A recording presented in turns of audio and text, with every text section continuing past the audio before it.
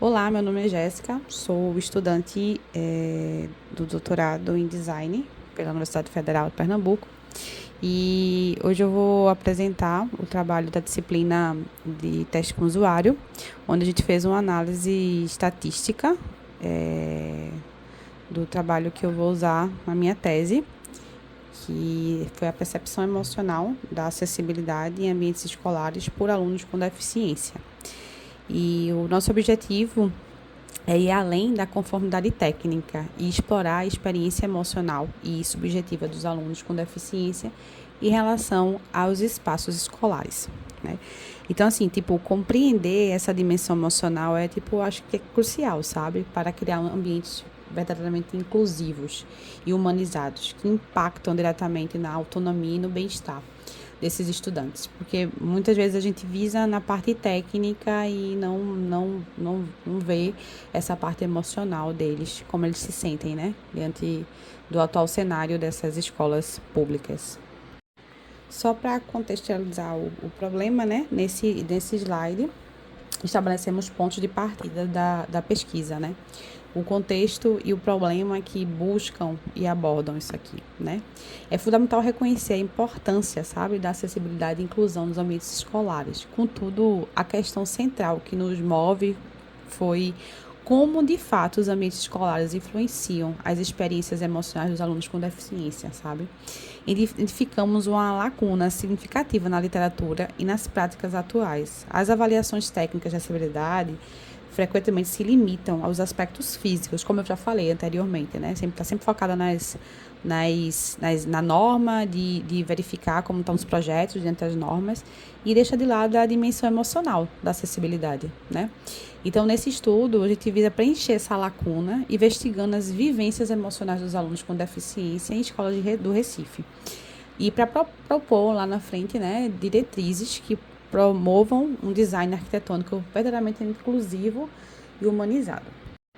Aí, nosso objetivo geral é investigar as experiências emocionais de alunos do ensino médio com deficiência física e visual em relação aos diferentes espaços escolares das escolas estaduais de Recife, né?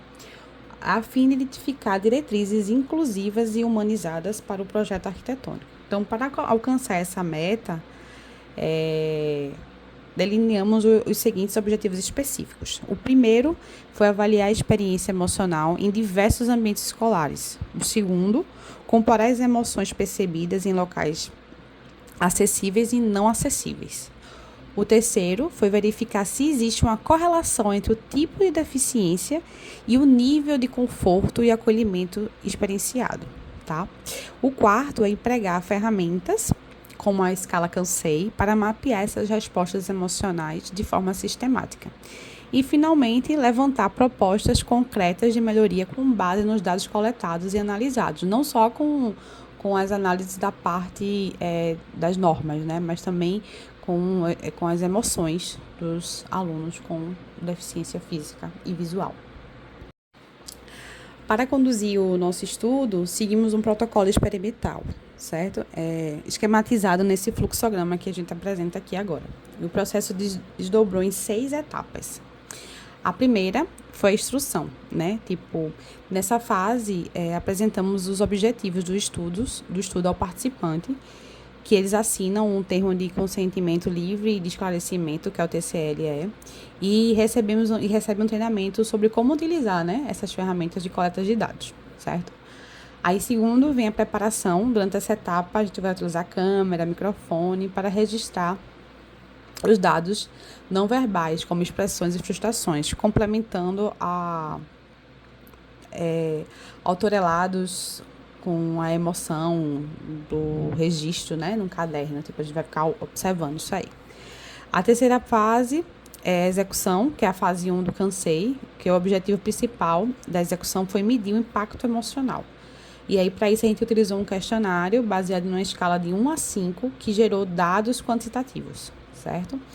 Aí, a quarta etapa, que é a coleta de dados, Cansei. Os dados obtidos foram de natureza quantitativa e mais refletindo a percepção, né, subjetiva e notas emocionais. Organizamos uma planilha desses registros, incluindo informações por participante, ambiente e emoção, tá? E daí vem a fase da análise, que realizamos análises estatísticas descritivas, calculando média e medianas e desvios padrões da emoção de cada ambiente. Também foram feitas comparações entre as notas Cansei em ambientes com e sem barreira. E a de diretrizes de produção final, né? A etapa final, ela consiste na elaboração de diretrizes inclusivas como base na análise dos dados, visando o desenvolvimento de material como livro que ofereçam propostas para aprimorar a acessibilidade arquitetônica nas escolas públicas, né? Todo esse processo ele foi estruturado para investigar as experiências emocionais de alunos de ensino médio com deficiência física e visual em escolas estaduais de Recife, que eles vão fornecer, né, subsídios para diretrizes de projetos arquitetônicos inclusivos e humanizados mais na frente. Aí eu apresento aqui, né, o instrumento central do nosso coleta de dados, que foi o questionário da escala Cansei. E a pergunta era uma pergunta tipo de guia bem simples, sabe?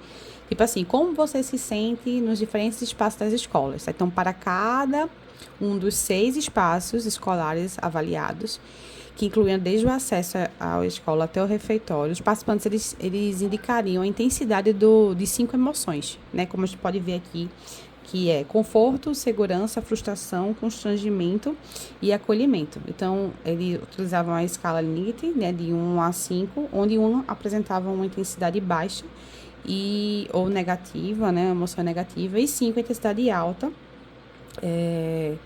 com emoção positiva. Aí, no final, cada participante nos forneceu um total de 30 respostas emocionais, que ofereceu uma rica base de dados, né, pra gente. Aí, continuando, né, com a metodologia, nesse slide mostra uma amostra da estrutura dos dados que coletamos, né? Então, a gente registrou o perfil de cada participante, né, onde a gente perguntava, tipo, a idade dele, o tipo de deficiência, e para cada um dos 6 espaços escolares, registramos as respostas emocionais. E é importante destacar que, para a análise, esses dados brutos da escala Likert foram transformados em score Cansei por espaço. Esse score consolidado e a soma dos 5 emoções avaliadas em cada ambiente, normalizando para uma escala percentual de 0 a 100%, né? A normalização é feita multiplicando a soma das emoções por 100 e dividido por 25, que nos permitiu padronizar os dados e facilitar a comparação significativa, né, entre os diferentes espaços. Então, tipo, a gente pegou a planilha com cada ambiente, né, tinham 5 emoções, então a gente fez colocou, né, igual, somou todas as emoções, aí fechou parêntese, dividiu por 100 e multiplicou por 25. A gente pode ver, né, nesse slide aí, a formulazinha que a gente utilizou. Aí agora a gente vai comparar a composição da nossa amostra e o método de análise de dados empregados, né? A amostra, nosso estudo envolveu a participação de 28 adolescentes do ensino médio das escolas estaduais de Recife, todos com deficiência física ou visual, e a seleção foi feita por conveniência, ou seja, com base na disponibilidade e disposição dos alunos em participar. Embora não tenhamos realizado um cálculo amostral formal, esse tamanho de amostra é aceitável para testes como não paramétricos, que utilizamos como o de Friedman, e embora isso não possa limitar a generalização do nosso trabalho, nosso resultado, né? Aí, na análise descritiva, inicialmente, os dados foram analisados descritivamente por meio de medidas de tendência central, como média e mediana, e dispersa por desvio padrão para cada emoção e espaço escolar avaliado, tá? O teste de normalidade, para verificar a normalidade da distribuição dos dados, aplicamos o teste de Shapiro e os resultados indicaram que as variáveis correspondentes ao acesso à escola, que é a V5, sala de aula V7 e biblioteca V8 não apresentaram distribuição normal, então P é maior que 0,05. Por outro lado, as áreas de convívio V6, banheiro V9 e refeitório V10 mostram distribuição normal. Aí é o P, né, menor que o 0,05. Aí comparações, né? Devido à natureza não paramétrica de parte dos nossos dados e ao fato de serem medidas repetidas, o mesmo participante avaliou todos os espaços. As comparações entre os diferentes ambientes foram realizadas usando o teste de Friedman. Aí, o teste Popp-Hock, né? Para identificar quais pares de espaço apresentavam diferenças significativas, aplicamos o teste Popp-Hock na correção do Holmes. Eu não sei falar não, minha gente, isso aí não, mas vamos lá. Ai, meu Deus.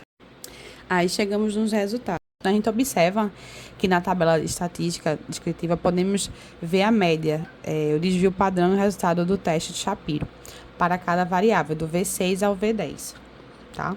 E que representa diferentes espaços. É interessante notar, né, que como indica no próximo slide aqui, né, que é os histogramas, a distribuição do score da sala de aula, que é o V7, e a biblioteca, que é V8, demonstram uma simetria à esquerda. Tipo assim, enquanto o do banheiro, que é o V9, mostra a simetria à direita. Então, essa assimetria visual confirma que os resultados não normais do teste Shapiro para essas variáveis específicas. Por outro lado, áreas de convivência e refeitório, que é o V6 e o V10, exibem uma distribuição visual mais simétrica, né? O que sugere uma percepção emocional mais consistente nesses ambientes. Aí passando para a comparação do Potts-Hot, eu não sei falar não, mas vamos lá. É o gráfico de médias de Cansei. Esta é uma visualização mais impactante, né, dos resultados. O gráfico ele ilustra claramente a média do score Cansei para cada espaço escolar, acompanhando os seus intervalos de erro padrão, né? É fundamental entender que, os espaços eles foram recodificados, V5 é o que vale de V5 a V10 para level 1 a 6, né? Porque lá no Jasper a gente faz na planilha lá, né? O que era level 1 vira V5, quer dizer, o que era V5 vira level 1. Então, para essa análise, sendo o banheiro, que é o level 5, o rio refeitório, o level 6, a observação mais notável é que o banheiro representado como level 5, né? E V9, né? Registrou um menor score médio, de 36 mil, visivelmente no gráfico, né? Ele se destaca como um ponto mais baixo, com pouca sobreposição dos intervalos de erro com outros espaços, né? Indica que o ambiente que gera uma experiência emocional menos positiva. Contrapartida, o refeitório, que é o 6, que é no caso é o V10, né? Apresentou o maior score médio e sendo o ponto mais alto do gráfico. Então, sugerindo uma tendência de experiência emocional mais positiva nesse ambiente. Pelo teste de Friedman, como podemos ver na tabela, né, o teste revelou uma diferença estatisticamente significativa na percepção emocional dos alunos com relação aos diferentes espaços escolares, né, com um valor aí, que a gente pode ver, de 40.561 e um valor menor de 0,001. Isso é um achado crucial, pois sugere claramente que a forma como os alunos com deficiência física e visual percebem emocionalmente os ambientes escolares varia consideravelmente de um espaço para outro. Em outras palavras, o ambiente físico tem um impacto direto com as emoções desses alunos. E essa percepção não é uniforme em toda a escola, os ambientes, né, os espaços, né? Então, para aprofundar, né, a compreensão das diferenças que observamos visualmente nessa tabela, aí que eu boto aqui no slide. Então, essa análise estatística nos permite identificar com precisão quais pares de espaços escolares exibem diferenças estatísticas significativas na percepção emocional dos alunos. Então, por exemplo, a diferença do banheiro e o refeitório é altamente significativo, né? Porque tem um p-valor inferior a 0,001. Isso não só corrobora com o que já percebemos visualmente, mas valida estatisticamente que o banheiro é um ambiente que consistentemente gera uma experiência emocional mais negativa. Aí, além disso, né, encontramos diferenças significativas entre o banheiro e a área de convívio, e também entre o banheiro e a sala de aula, ambos com valores muito baixos, né? É interessante notar também que, tipo, entre o banheiro e a biblioteca não houve uma diferença estatisticamente significativa. Essas análises, né, aprofundadas são cruciais para direcionar, tipo, a intervenções e promover uma acessibilidade verdadeiramente inclusiva e humanizada, né, nesses espaços. Então, para concluir a nossa apresentação, esse slide resume as principais implicações do nosso achado e as propostas de melhoria que emergem o resultado e os resultados que indicam claramente a necessidade urgente de revisar e aprimorar os projetos arquitetônicos escolares, né? Com um foco renovado na acessibilidade tanto funcional e crucial, emocional, especialmente nas áreas críticas como os banheiros, né? Então, para isso, propomos ações concretas, tipo, primeiro, a realização de auditorias de acessibilidade que priorizem a experiência real do usuário, inspirado nas abordagens do ergodesign, isso significa ir além do simples conformidade normativa e investigando a vivência diária dos alunos com deficiência. A segunda é a promoção de workshops ou cocriação e design participativo, né, que a gente pode envolver diretamente estudantes, famílias, educadores. Nessa colaboração, ela é bem fundamental para desenvolver soluções arquitetônicas que sejam verdadeiramente ajustadas às necessidades efetivas e funcionais dos alunos, tá? A terceira seria a implementação, né, plena dos princípios do design universal, em todas as fases do projeto arquitetônico, conforme já estabelecido pela norma e pela lei brasileira de inclusão de pessoas com deficiência, né? É bem importante, assim, a gente acontece, né, de fazer projetos e na hora da execução o pessoal não lê ou não executar conforme está lá o teu projeto. Então, tu faz tudo de acordo com as normas, mas na hora da execução tá uma bagunça aquilo ali. Então, é bem importante também esse ponto aí, esse acompanhamento. Tá?